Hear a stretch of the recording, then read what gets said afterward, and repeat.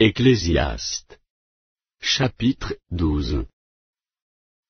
Mais souviens-toi de ton Créateur, pendant les jours de ta jeunesse, avant que les jours mauvais arrivent et que les années s'approchent où tu diras, je n'y prends point de plaisir.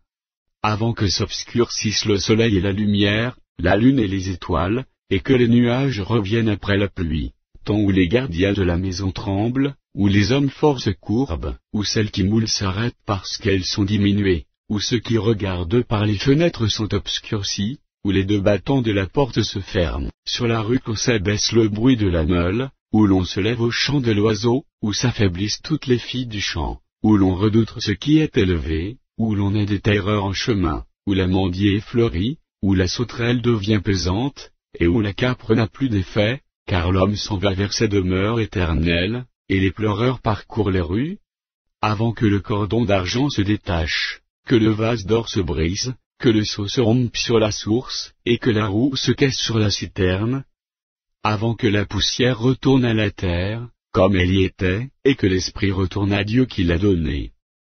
Vanité des vanités, dit l'Ecclésiaste, tout est vanité.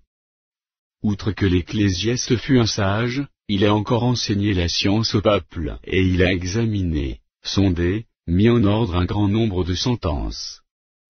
L'Ecclésiaste s'est efforcé de trouver des paroles agréables, et ce qui a été écrit avec droiture, ce sont des paroles de vérité.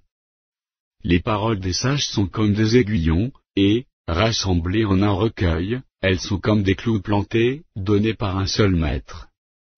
Du reste, mon fils, tire instruction de ces choses, on ne finirait pas, si l'on voulait faire un grand nombre de livres, et beaucoup d'études est une fatigue pour le corps.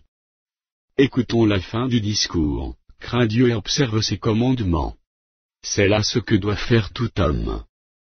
Car Dieu amènera toute œuvre en jugement, au sujet de tout ce qui est caché, soit bien, soit mal.